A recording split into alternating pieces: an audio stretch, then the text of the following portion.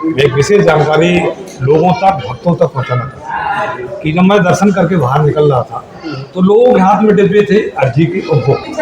कोई किसी से पूछ रहा था इसका क्या करें, तो वो आप शेयर कीजिए। तो क्या लंबे समय से हर महीने आते हैं, जो अर्जी का प्रसाद है उसका क्या करना चाहिए, और जो भोग का प्रसाद है क्या लोगों को घर ले जा सकते हैं, खा सकते हैं, उसका क्या करना चाहिए।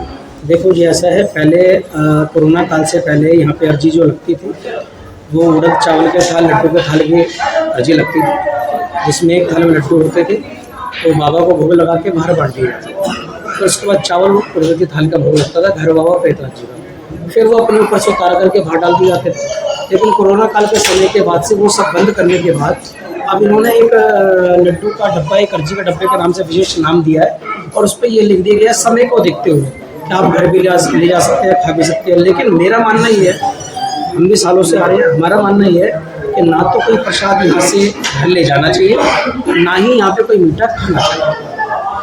और रही बात अर्जी लगाने की, तो या तो आप श्रीफल नारियल के द्वारा घर से लगा के लाएं और यहाँ पे चढ़ाएं, या फिर अगर जो डिब्बा इन्होंने भी अगर यहाँ पे व्यवस्था बनाई है अर्जी के डिब्बे की, उसको ले बाबा से प्रार्थना करें, जो आपकी मनोकामना है वो प्रार्थना करें। उस प्रार्थना को करके जो अपनी मनोकामना है वो मानने के बाद आप बाबा को भोग लगाने के बाद, बालाजी, भैरव जी, प्रेतराज जी, तीनों जगह भोग लगाने के बाद आप उसको बांट दें या मांगने वाले को दे दें। उस पर कुछ दक्षिणा रख के, विशेष कुछ भी 10 रुपये, 1 रुपया, जो भी वो चाहे वो रख के दे दें, लेकिन ना उसको खाएं और ना ही उसको लेकर जाए, क्योंकि ये प्राचीन काल से मंदिर है, जो परंपराएं प्राचीन काल से चली आ रही है, प्राचीन व्यवस्था चलती आ रही है, हम उसको अपनी मर्जी के अनुसार नहीं डाल सकते।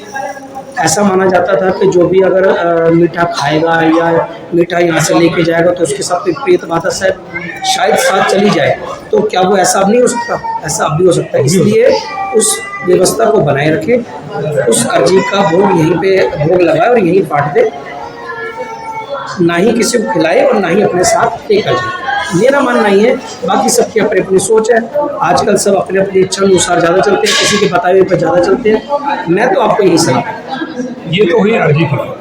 अब एक है 50 रुपए का जो भोग मिलता है जी, क्या उसको खाया जा सकता है या ले जाया जा सकता है या नहीं? देखो, मैंने वही बहुत विशेष उसी के लिए लोग पूछ रहे थे, इसका क्या करें। जैसे एक अर्जी का डिब्बा होता है जो यहाँ पर 150 का व्यवस्था बनाई गई है, ऐसे 50 रुपये छोटे भोग उसी का रूप दिया गया है।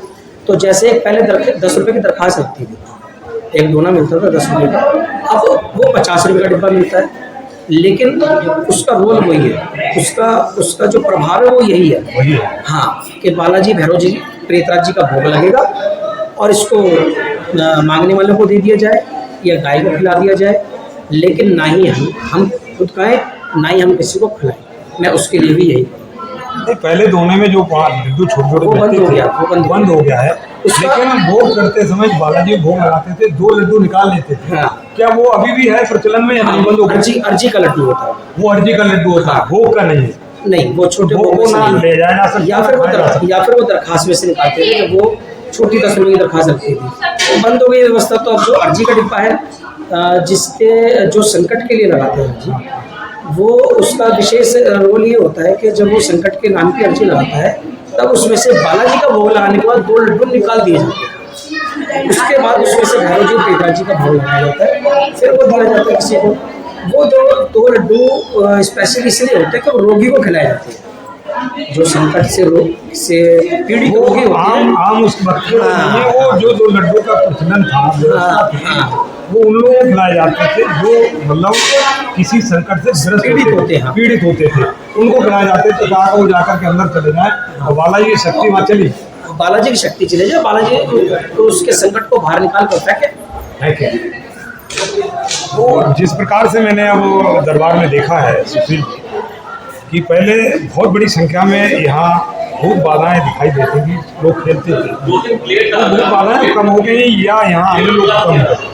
नहीं, ना ही आने लोग कम है, बल्कि संख्या बढ़ी है। हाँ, उसकी व्यवस्था कम इसलिए कर दी गई है, जो संकट खेलते थे वो एक तरीके से जैसे अरेंजमेंट की था पहले भी, भाई व्यवस्था बनाए रखी थी, ये पार्टीशन यहाँ पे संकट खेलेंगे, यहाँ पे बड़े बड़े पत्थरों से रखेंगे, वो इसलिए कम कर दिया गया क्योंकि आम जो लोग होता था, बच्चे होते थे, कुछ आम पब्लिक ऐसे होते हैं, कुछ पढ़ी लिखी संख्या होते हैं, कुछ जो इन चीज़ों को नहीं मानते, वो आते ही देखते डर जाते थे।